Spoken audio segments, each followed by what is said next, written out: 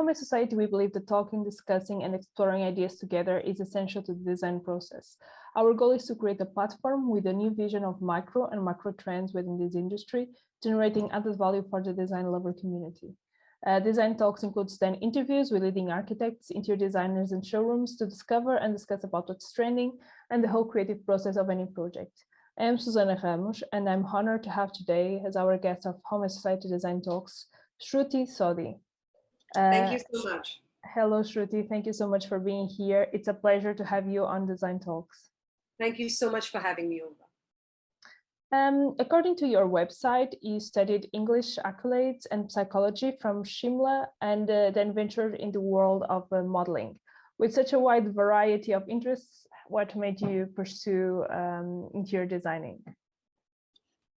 I would say I was always very creative as a person. I had that creative instinct. I wanted to create beautiful things. Mm-hmm. I was very active in dance, drama, paintings, poetry, things that somewhere down the line as you grow older, you lose your way because there's so many other options that are coming your way. And you want to take up those opportunities. Of course, Elite Model Management, a franchisee from Paris, offered me a great opportunity to sign up with them as a model. So I thought, okay, maybe, these are the things, these are also creative in a way, and it's also related to fashion industry. I might want to kind of give this a shot. But over a period of time, I did realize that was not my calling. I mean, walking the ramp, I understand anchoring, doing voiceovers. There is so much that I actually was doing with, when I was with Elite. But I realized that was not my calling. And I moved furthermore to marketing and brand management for a lot of brands because of communication. And 3 years down the line, I realized when I'm 30 that no, even this is not working for me. I am creative as a person. I'm not the kind of person to put me in front and look all nice and stunning and make a conversation. I'm the kind of person to scratch my head, work with a pen or pencil, sketch and do my thing, something that I've always done, something that I've always loved doing. My father had, multiple properties when we were growing up, and he was very, very fond of designing every house. So I took that also as quite an inspiration from him.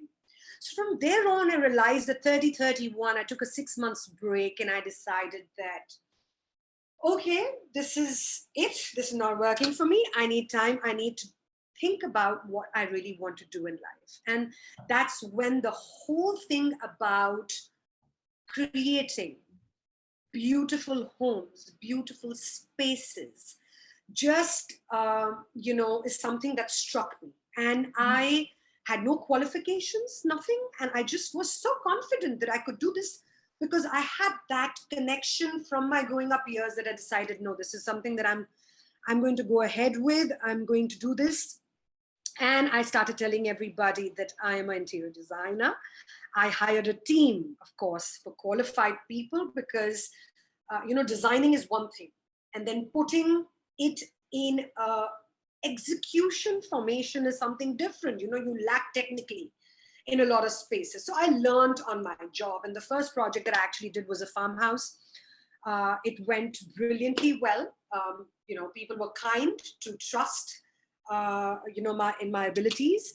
And from there on, I just took up projects after projects and I started doing projects pan-India. In fact, I do right after the farm, I got a lot of projects in Goa. So for next 5 years, I really got busy in Goa. And I knew that's how the whole start actually for me happened. Yeah, it was a very courageous decision, but looking at your work, definitely the right one. Right, I hope so. Yes, and your style seems to range from mid-century designs to a more classical style. What are your biggest inspirations when designing? I love mid-century. I love Covid House. They've inspired me deeply. I will not deny. There are a couple of sisters together from BRABBU to Coquette. I've really been inspired.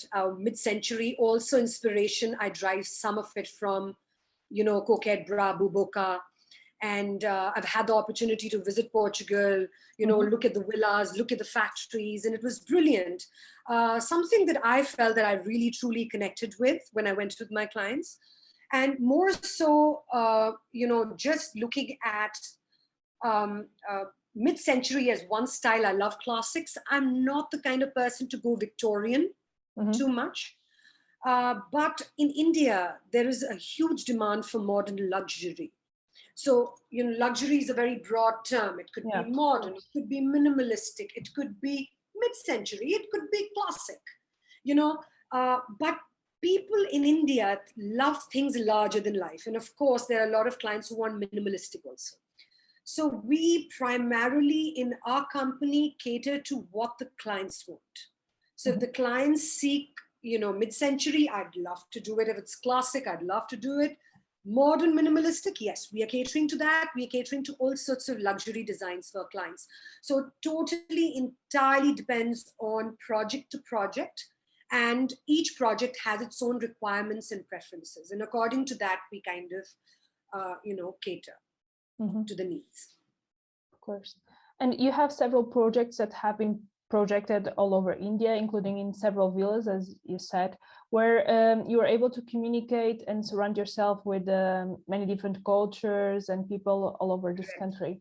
How would you say that has shaped you as an artist and influenced your style?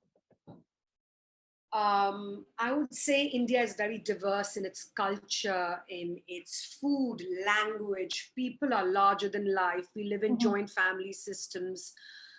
We can afford, house helps in multitude.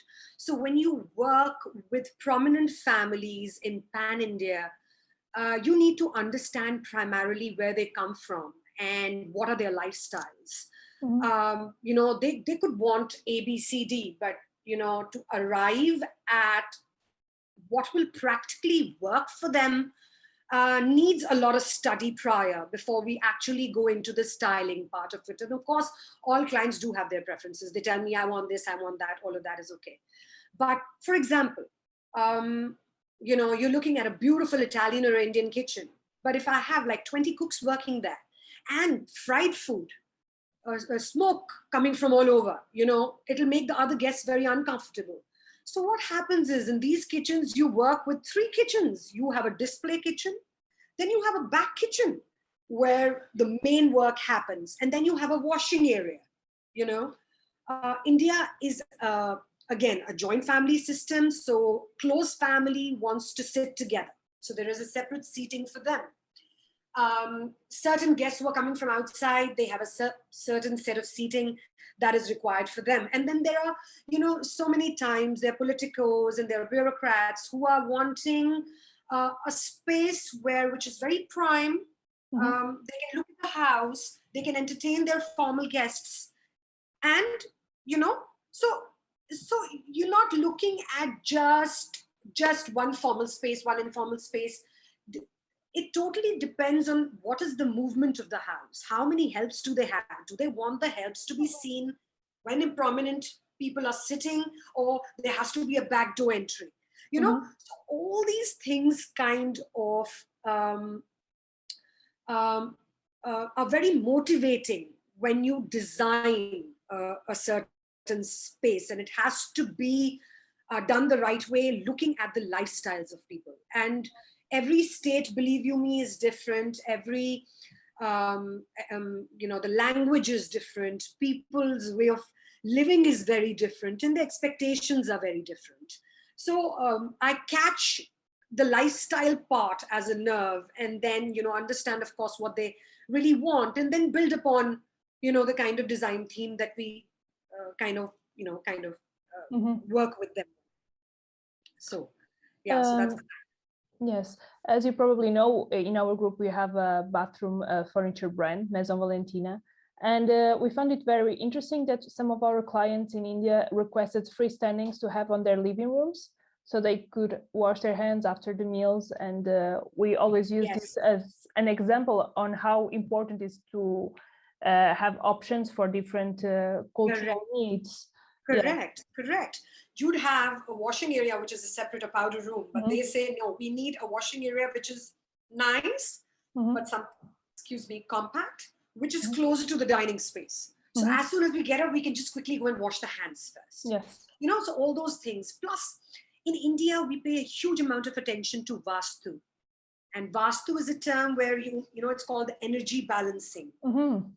And in India, everybody wants to have a house which is very cohesive to Vastu, because it's believed that if you do not have a house which the energies are not balanced, it starts consuming your energy. Of course. So it is very, very important, so to say, when it comes to so many other factors and traditions and cultures that India is close-knit with so much that's happening in our culture. We don't even know so much of our own country, because we've not traveled all the states.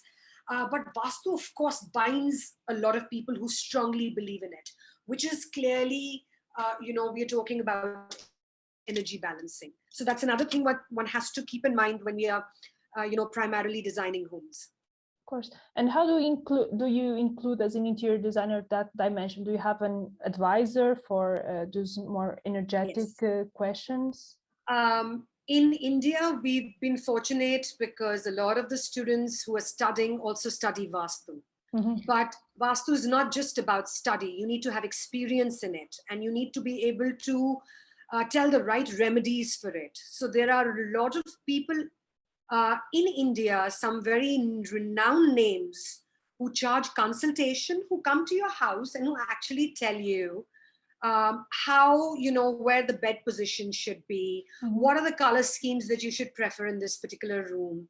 Some people go overboard. I mean, there's a balance that's required. Okay, in the kitchen, I understand that the fire is a very important part of a house. So the fire position needs to be in a certain way. Water needs to be in a certain way. Your bathroom, toilet cannot face northeast position, because in India, that is the position of the gods. Mm-hmm. So, these are the things. So some people who believe light, okay, Shruti, just tell us the basics and we don't want to go wrong with Vastu. Yeah, we are fully equipped to do it. But somebody who is totally adamant about going into detail and doing everything just the right way as per Vastu, there is no end to it. Then they hire a consultant, or we hire a consultant for them for the job. Okay. Very interesting. I've never heard about that. I've heard about feng shui, that I believe may be similar in the approach, but I never heard about that. Feng shui is sort of energy balancing, but Vastu, like there's this residence that I was doing for a client, and he kept complaining to me every time, I'm not getting sleep. I'm not getting sleep. I'm not getting sleep. I said, you're not getting sleep because you're sleeping under the beam. It is not okay as per Vastu. Please move your bed to this direction. And after that, he was like, oh my God, Shruti, this works. This is amazing. I said, yeah, there's small things. Maybe, your bedroom was not balanced. And that's why you were not getting proper sleep, because the energy was getting depleted from you. These things actually do, Suzanne, definitely, I feel from my experience in, 9-10 years, to some extent, definitely make a difference. Well, yes, I've been talking also on this project of Design Talks with other designers, and this holistic approach to design, I think it's getting more and more important, and clients pay not only attention to aesthetics, but the overall feel of the space. Absolutely. Absolutely. And Shruti, not only you do interior designing, but you also design your furniture pieces, more specifically the butterfly. How did that process go, and what inspired you to do it? The fact of the matter is that when you're designing, you're of course sourcing from all the best brands possible and the choices that your clients make, and you pick up, the designs that you feel are quite suitable for what you're doing. But I feel, I felt that when I am designing, I need a sense of completion. So it is not this project and that project that I buy and, I create a design and I put it in a room. I need to have my own creations. A piece that it's a statement in itself in which I surround my entire design experience. So I can easily walk up to a store. There are plenty of them. I can easily, pick up some designs from Pinterest and tweak them. Mm-hmm. It wasn't becoming very satisfactory for me. Also, at the same time, we are selling services. And I was really interested in selling commodities, product selling. That is a great way to have hold in the market. So if you're product selling, you are recognized. Designing is what? Designing is A, B, C, D, and you compile and create a space which is cohesive, which is beautiful, which is very practical, which, the clients would love, um, you know, things like that. How about creating your own masterpieces, creating your own set of that sofa, which is just fit for that space, and I don't want to put it anywhere. So those were the things that were kind of inspiring me, and that's one of the reasons why I thought that, not so much to make a brand of furniture, but because I'm designing, I need to do something exclusive for my clients, was quite a driving point to start the Butterfly. Yeah, totally bespoke projects. Correct. Absolutely. Surely it can be easy sometimes to pick the right materials for both your furniture and home designs. What are your main criteria for picking and matching products when you're working? We look into a lot of things. We look into the lifestyle of a client. We look into how much space there is available. We look into how many kids do they have. What is the mobility space? Do they want a family and a study? Where is the bar going? After understanding a lot of their lifestyle, we've moved further ahead to sort of create a layout which is cohesive, which is very suitable to their lifestyle. Then we further move in terms of working on the furniture. What kind of furniture is going to go with the space? What are the kind of designs that we are looking at? And then furthermore, once the furniture is shortlisted, we start working on mood boards for every space. So you have the layout, you have the furniture, you have the concept ready for one particular room, and you have multiple rooms. So you sit down on your physical mood boards. And that's when you do your collection of your, okay, this is the Italian Circa PU that I want. Okay, this is the veneer that I'm looking at. Okay, what brand are we talking about? Are we talking about Taboo? Are we talking about Greenply as a brand? Okay, no, this color is really going well. So we make a whole scheme for the furniture mood board. Then I start picking up my fabrics. What are the fabrics we're looking at? What are the wallpapers we are looking at? What's happening with the curtains? How are we styling the curtains? What are the rugs? Sometimes you are not able to procure a sample. I can't source a rug, But of course, we call for pictures, we do printouts. And we place all of it, and then we call the clients for a complete mood board presentation where we feel, okay, the layout is out of the way, the design is final, furniture, because we've done the drawings, everything has gone into manufacturing.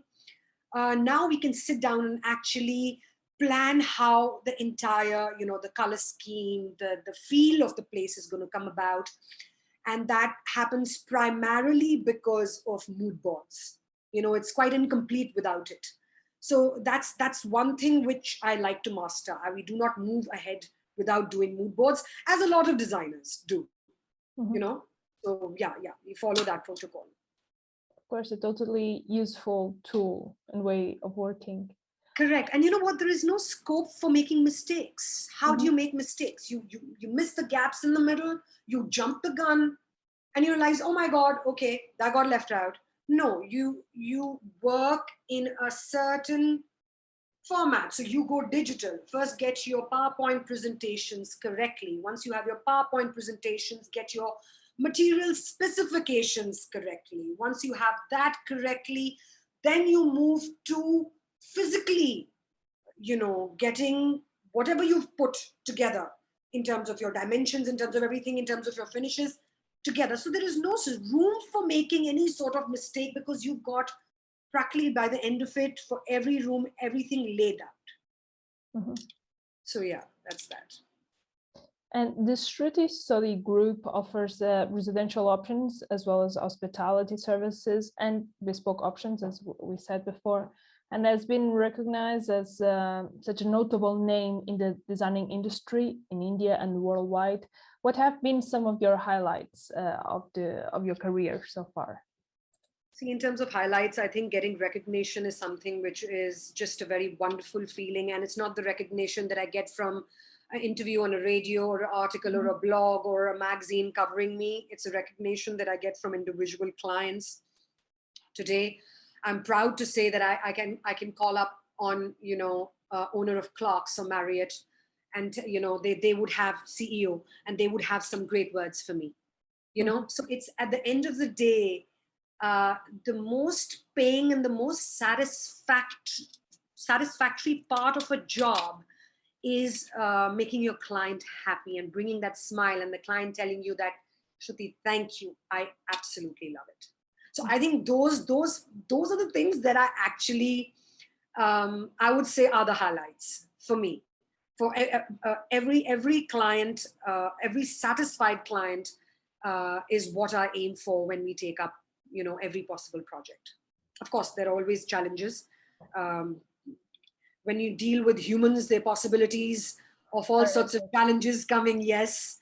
And but yes, at the end of the day, where you can make a meeting happen is something that we always give in our best shot.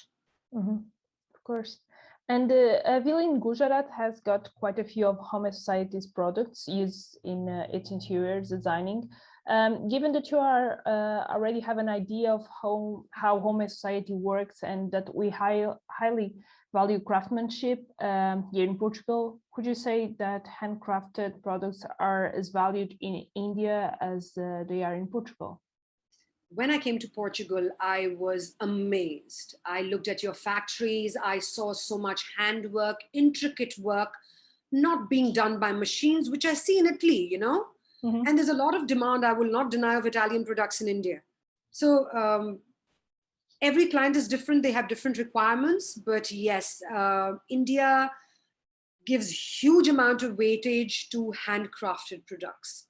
They are really valued, they are really liked. And I feel that when individually you design and you create and you put that individual effort in creating something, where you have manpower involved, no matter how many machines can put in 100 sofas together, the feel is not the same.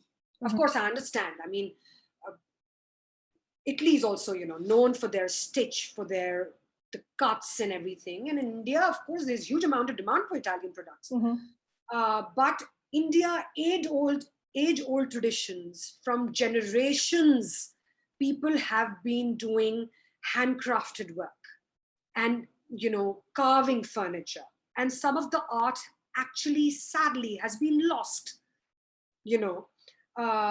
but of course, there are generations who are continuing to do so. And a lot of Indians, it is very, very close to the heart. Something which is handcrafted, which is produced, is something which is very, very cherished by us, by a lot of Indian clients. Yes. Are there any other particular Home Society products you feel could complement your visual style in any way? I love fabrics. I love how they feel. I love the color schemes. I just, if I think of anything after furniture, I think it would be upholstery, tapestry, bed throws, cushions. Those are the things that really kind of brighten up my day when I go and source for my clients also. So, and I feel when you're doing furniture, why not? I mean, that's something that you need to have your own selection, your own brand of upholstery, even so curtains, so that, you can have an entire plethora of items that you can, call your clients and show them in-house. So that's definitely of my interest. If you could describe the interior design in India with 3 adjectives, which ones would you choose? I would call it like the Indian weddings, how it is, maybe the Bollywood, and how India is all colorful and lively and nice. So we call it the big, bold, and the beautiful. And that's how I feel everybody who has the budget, doesn't have the budget, whatever it may be, they want luxury. They want larger than life. They want something beautiful, something not done before. Yeah, could be colors, could be golds, could be, yeah, just that, you know. So making this, doing this, the wow factor. That's a lot of the clients who come, they seek that. So I would just call it the big, bold, and the beautiful. Okay, a wonderful definition. I love that expression of larger than life that you use Larger than life, to right? describe your design. Um, Absolutely. do you have a favorite trend that has been around the interior design world that you really like? I feel everybody makes their own trends, which become style statement, and people then start to follow them. Thinking that one thing is a trend and you want to go, repeating it stagnates you. I personally am not a believer of any trend. I like things. If I like something, I probably tweak it or I make my own stuff. So I think creativity, innovation is something which is forever growing. And if it becomes popular, of course, it becomes a trend. But if it continues the same way, it stagnates. So idea is to just keep innovating. So I don't have any specific trends as such that I have in my mind. Okay. And just to conclude our interview, what is the best advice that you could give to any designer?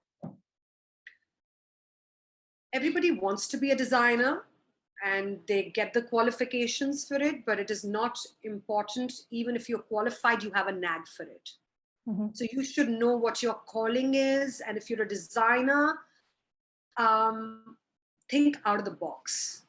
I mean, the same thing, what you think, and you pick up, I've seen so many times in India, I go like, oh my God, I really like that wall. There's something so nice about it. And then I go back to Pinterest, I was like, I've seen this wall before. And I'm back on Pinterest and I'm like, yes, I saw this wall on Pinterest. It's been copied, So idea is that to become a designer, to think of yourself as a designer is a very easy thing. To get a qualification is a very easy thing. But to be a real innovator is something that is a matter of the soul. So that comes from the soul. So if your soul,